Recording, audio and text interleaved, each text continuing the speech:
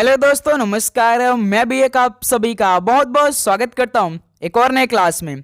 तो साथियों, जैसा कि आज 18 दिसंबर दिल्ली पुलिस कांस्टेबल एग्जाम का पहला शिफ्ट का पेपर समाप्त हो चुका है। तो कुछ रियल क्वेश्चन हमें मिले हैं, कुछ ऑथेंटिक क्वेश्चन मिले हैं।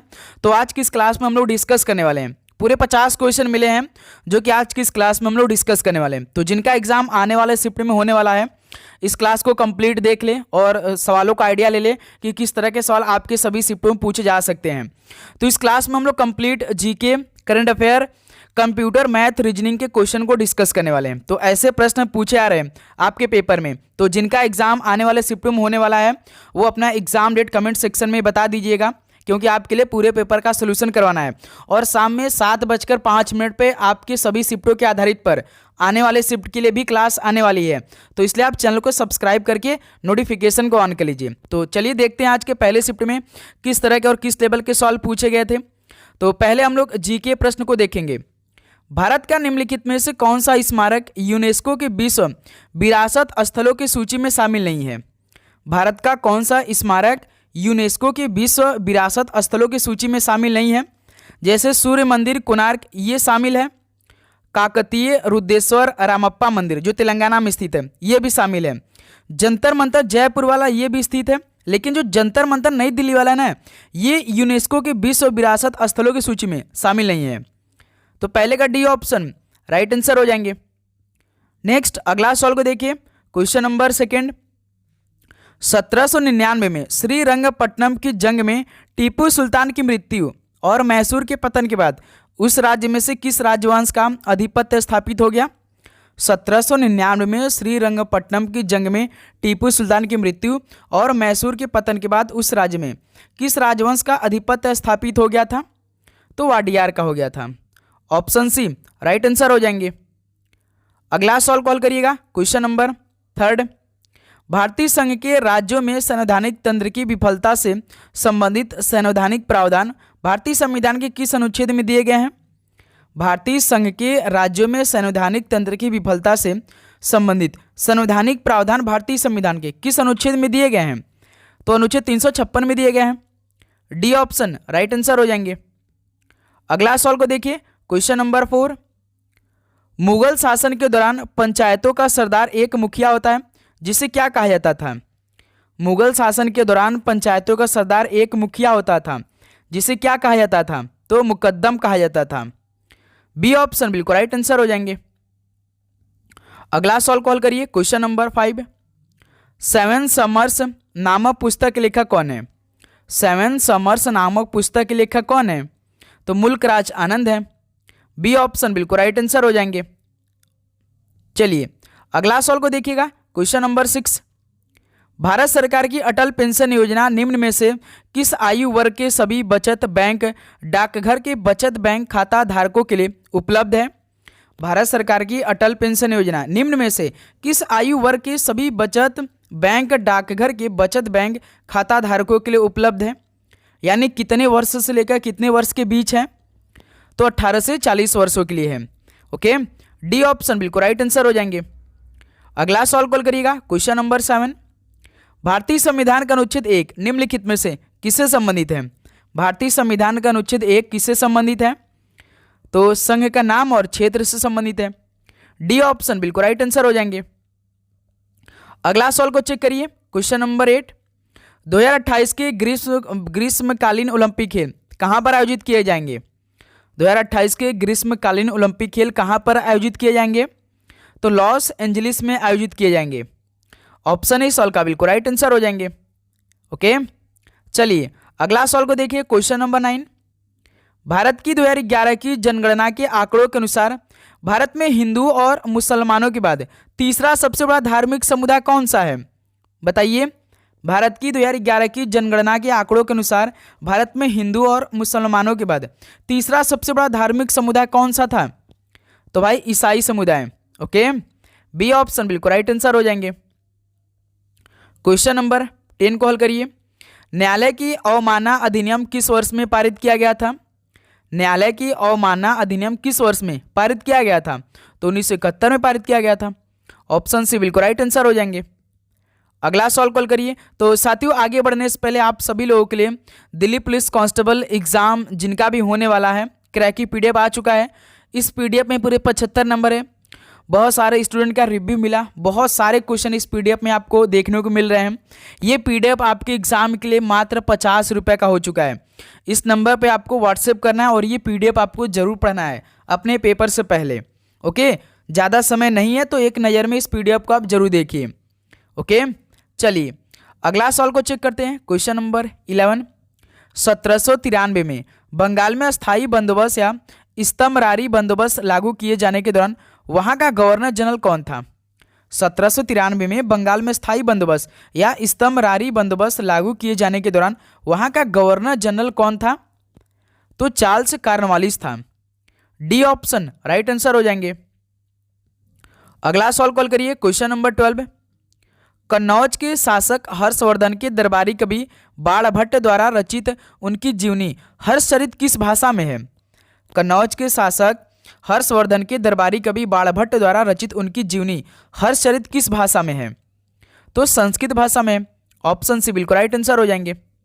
अगला सवाल को देखिए। क्वेश्चन नंबर 13, लवड़ी और क्षारीय मृदा को स्थानीय रूप से थूर, रेह, कल्लर और किस मृदा के रूप में जाना जाता है? लवड़ीय और क्षारीय मृदा को स्थानीय रूप से थूर, रेह, कल्लर और ऊसर मृदा के रूप में जाना जाता है। ओके, डी ऑप्शन बिल्कुल राइट आंसर हो जाएंगे। अगला सवाल कॉल करिएगा। क्वेश्चन नंबर 14, भारतीय संविधान का भाग पहला निम्नलिखित में से किससे संबंधित है? तो भारतीय संविधान का भाग पहला ये किससे संबंधित है? तो संघ और उसके क्षेत्र से संबंधित है। भारतीय संविधान का पहला भाग, बी ऑप्शन राइट आंसर हो जाएंगे। नेक्स्ट अगला सवाल को चेक करिए। क्वेश्चन नंबर 15, कृष्णा नदी निम्नलिखित में से किस राज्य में बंगाल की खाड़ी में मिलती है? कृष्णा नदी किस राज्य में बंगाल की खाड़ी में मिलती है? तो आंध्र प्रदेश में। ओके, बी ऑप्शन इस सवाल का राइट आंसर हो जाएंगे। अगला सवाल को देखिए। क्वेश्चन नंबर 16, निम्नलिखित में से कौन सा मोलस्का संघ का एक एग्जाम्पल है? तो इनमें से कौन सा मोलस्का संघ का एक एग्जाम्पल है? तो ऑक्टोपस है। ओके, ऑप्शन इस सवाल का बिल्कुल परफेक्ट आंसर हो जाएंगे। ध्यान रखिएगा, जो टिड्डी है, झींगा या बिच्छू हैं, ये तीनों भाई अर्थोपोडा में आते हैं। किस संघ में आते हैं? टिड्डी, झींगा, बिच्छू, तो ये अर्थोपोडा में आते हैं। ठीक है, ऑक्टोपस सिंगल मोलस्का संघ का एग्जाम्पल है। क्वेश्चन नंबर 17 को देखिए। कितने भारतीय राज्यों की भू सीमाएं पाकिस्तान से जुड़ी हैं? कितने भारतीय राज्यों की भू सीमाएं पाकिस्तान से जुड़ी हुई हैं? तो 4 राज्यों की। ऑप्शन सी बिल्कुल राइट आंसर हो जाएंगे। ओके, ध्यान रखिएगा, ये मोस्ट इंपॉर्टेंट है। वो 4 राज्य कौन से? एक गुजरात है, राजस्थान है, पंजाब है, एक जम्मू कश्मीर लद्दाख है। ओके, चलिए क्वेश्चन नंबर 18 को देखिए। दिल्ली सल्तनत के उस विभाग का क्या नाम था जिसकी स्थापना साम्राज्य के सैन्य संगठन की देखभाल के लिए की गई थी? दिल्ली सल्तनत के उस विभाग का क्या नाम था जिसकी स्थापना साम्राज्य के सैन्य संगठन की देखभाल के लिए की गई थी? तो दीवाने अर्ज की। बी ऑप्शन बिल्कुल परफेक्ट आंसर हो जाएंगे। ओके, अगला सवाल को देखिएगा। क्वेश्चन नंबर 19, किसके दशकों को भारत में जनसंख्या विस्फोट की अवधि के रूप में जाना जाता है? तो 1951 से लेकर 1981 तक के दशकों को भारत में जनसंख्या विस्फोट की अवधि के रूप में जाना जाता है। डी ऑप्शन इस सवाल का राइट आंसर हो जाएंगे। चलिए अगला सवाल को देखिएगा। क्वेश्चन नंबर 20, वेमपति चिन्ना सत्यम निम्नलिखित में से किस शास्त्रीय नृत्य शैली से संबंधित है? वेमपति चिन्ना सत्यम किस शास्त्रीय नृत्य शैली से संबंधित है? तो ये कुचिपुड़ी से संबंधित है। ऑप्शन सी राइट आंसर हो जाएंगे। अगला सवाल को हल करिएगा। क्वेश्चन नंबर 21, नृत्य कला निधि अवार्ड 2024 किसे प्रदान किया गया था? नृत्य कला निधि अवार्ड 2024 किसे प्रदान किया गया था? तो नीना प्रसाद को किया गया था। ऑप्शन इस सवाल का राइट आंसर हो जाएंगे। अगला सवाल को चेक करिए। क्वेश्चन नंबर 22, निम्नलिखित में से कौन सी एक प्रायद्वीपीय नदी नहीं है? तो इनमें से कौन सी एक प्रायद्वीपीय नदी नहीं है? जैसे नर्मदा है, कृष्णा नदी भी है, महानदी है, लेकिन अलकनंदा नदी नहीं है प्रायद्वीपीय नदी। तो ऑप्शन इस सवाल का राइट आंसर हो जाएंगे। चलिए क्वेश्चन नंबर 23 को चेक करिए। पावलकुट किस राज्य में मनाया जाने वाला सबसे बड़ा त्यौहार है? पावलकुट किस राज्य में मनाया जाने वाला सबसे बड़ा त्यौहार है? तो मिजोरम राज्य का। बी ऑप्शन बिल्कुल राइट आंसर हो जाएंगे। अगला सॉल्व कॉल करिएगा क्वेश्चन नंबर 24। छत्तीसगढ़ में मुख्य रूप से कौन सा लोक नृत्य किया जाता है? बताइए, छत्तीसगढ़ में मुख्य रूप से कौन सा लोक नृत्य किया जाता है? तो भाई राउत किया जाता है। ध्यान रखिएगा, तो इस सवाल का सी ऑप्शन बिल्कुल राइट आंसर हो जाएंगे। जैसे पाइका आपका झारखंड का है, चारू सिजा ये मणिपुरी का है, मटकी एमपी का है। अगला सॉल्व कॉल करिएगा क्वेश्चन नंबर 25। छऊ में योगदान के लिए वर्ष 2016 में संगीत नाटक अकादमी पुरस्कार से किसे सम्मानित किया गया है? छऊ में, छऊ किस राज्य का है? असम का है। तो इनमें योगदान के लिए वर्ष 2016 में संगीत नाटक अकादमी पुरस्कार से किसे सम्मानित किया गया था? तो गोपाल प्रसाद दुबे को किया गया था। ऑप्शन ए सॉल्व का राइट आंसर हो जाएंगे। अगला सॉल्व कॉल करिए क्वेश्चन नंबर 26। बांदीपुर राष्ट्रीय उद्यान किस राज्य में स्थित है? बांदीपुर राष्ट्रीय उद्यान किस राज्य में स्थित है? तो ये कर्नाटक राज्य में स्थित है। ऑप्शन ए सॉल्व का राइट आंसर हो जाएंगे। अगला सॉल्व कॉल करिए क्वेश्चन नंबर 27। झारखंड की सबसे ऊंची चोटी कौन सी है? झारखंड की सबसे ऊंची चोटी तो पारसनाथ है। बी ऑप्शन इस सॉल्व का राइट आंसर हो जाएंगे। अगला सॉल्व कॉल करिए क्वेश्चन नंबर 28। एक मार्क एक्ट भारत में कब लागू किया गया? एक मार्क एक्ट भारत में कब लागू किया गया? तो 1937 में लागू किए गए थे।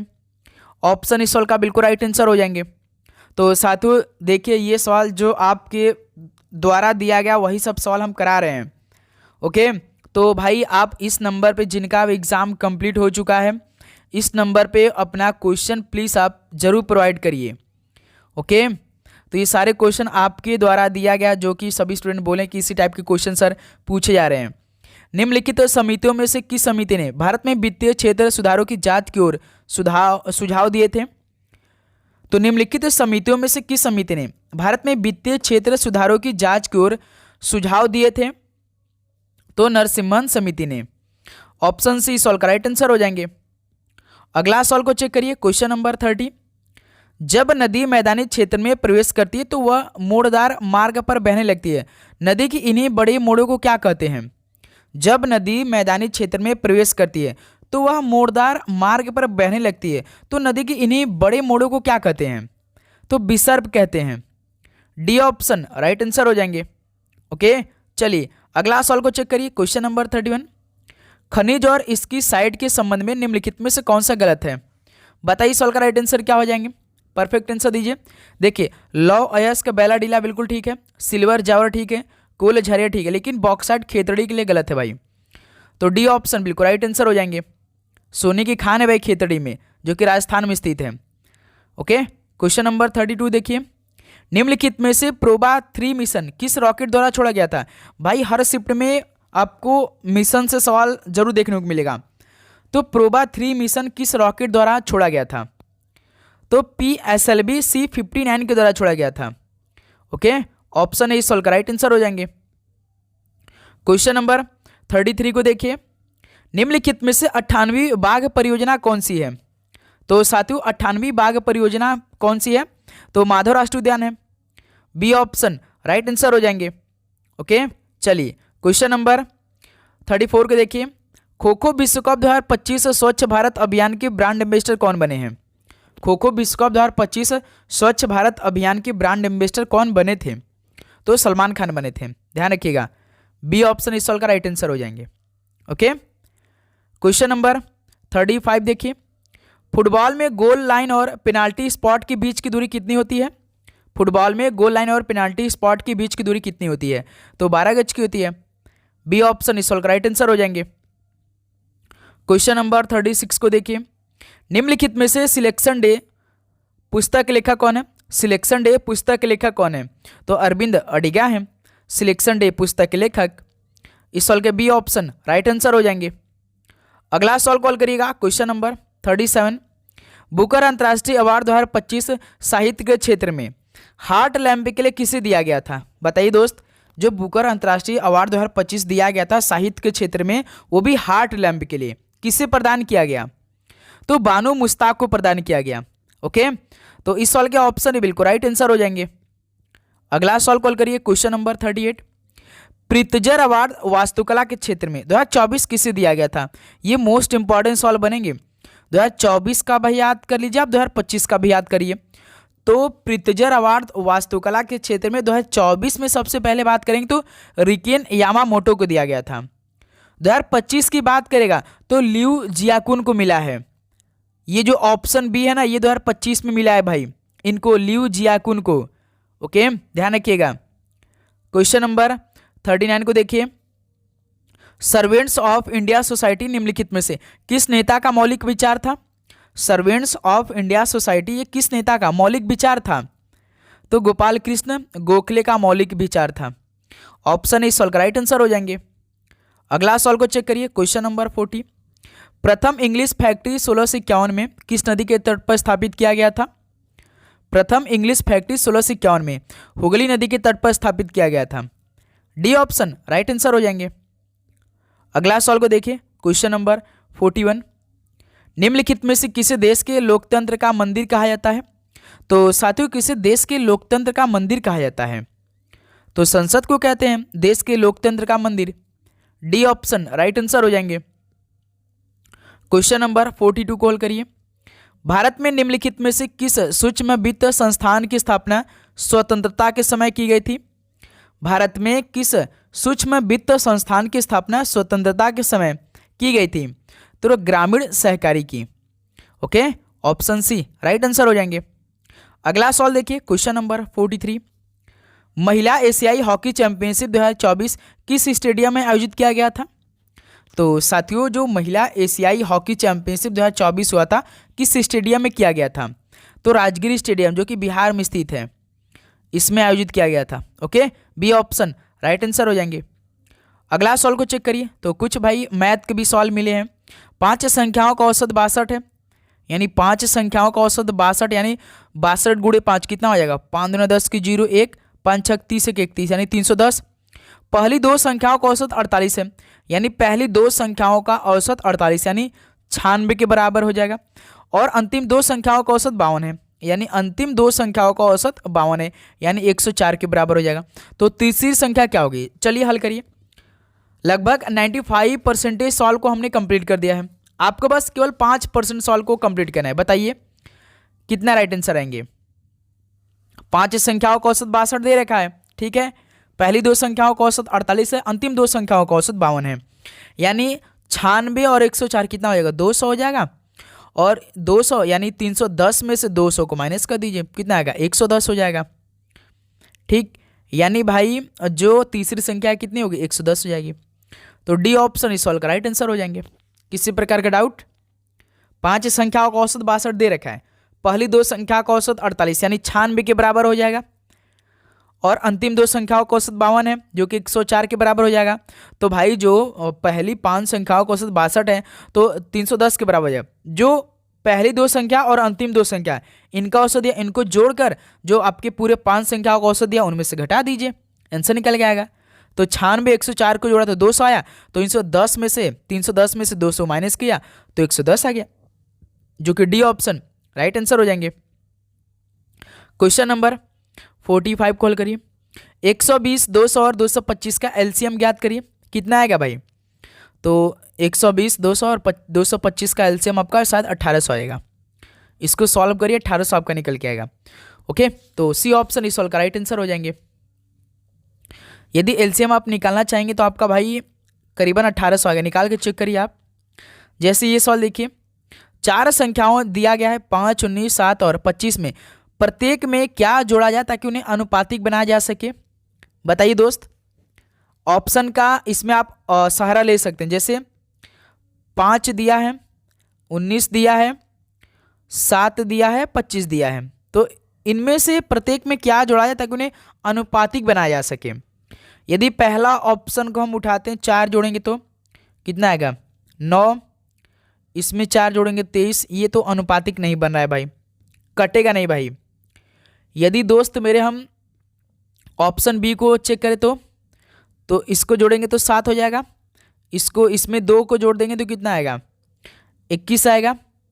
7 एक कम 7, 7 3 21, ये देखिए ठीक हो गया।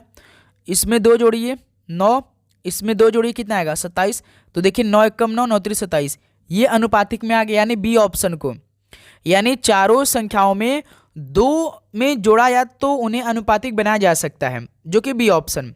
दो जोड़ने पर बिल्कुल ठीक लग रहा है भाई। अनुपातिक देखिए 1:3, 1:3। थोड़ा सा भाई दिमाग लगाइएगा, बेसिक सॉल्व पूछे आ रहे हैं। बी ऑप्शन राइट आंसर हो जाएंगे। ओके, चलिए क्वेश्चन नंबर 47 को चेक करिए। किस राशि रुपीज में 8 प्रतिशत प्रति वर्ष की ब्याज दर से 2 वर्षों में 240 का साधारण ब्याज अर्जित होगा? भाई 240 का साधारण ब्याज हमसे पूछा है, तो फॉर्मूला अप्लाई करिए ना। SI बराबर क्या होता है? प्रिंसिपल रेट टाइम बटे में 100।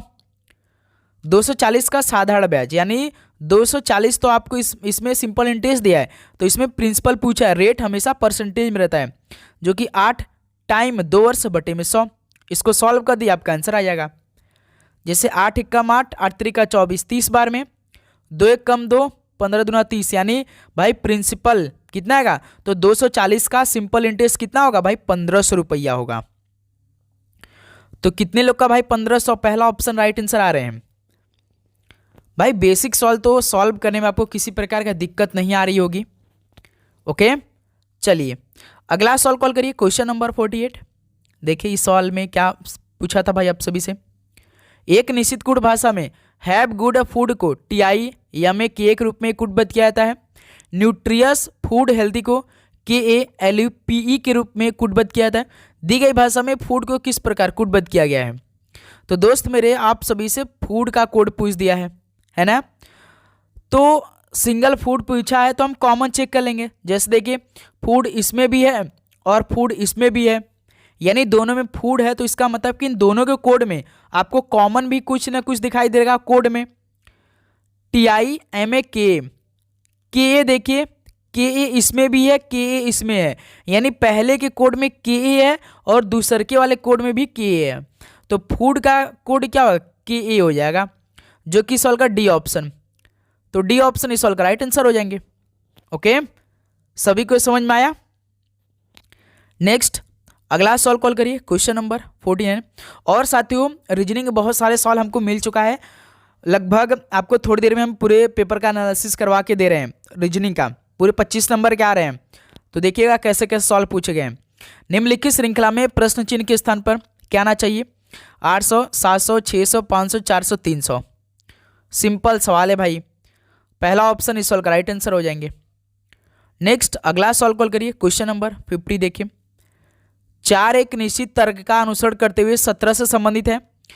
5 उसी तर्क का अनुसरण करते हुए 26 से संबंधित है। तो उसी तर्क का अनुसरण करते हुए 10 निम्नलिखित में किससे संबंधित है?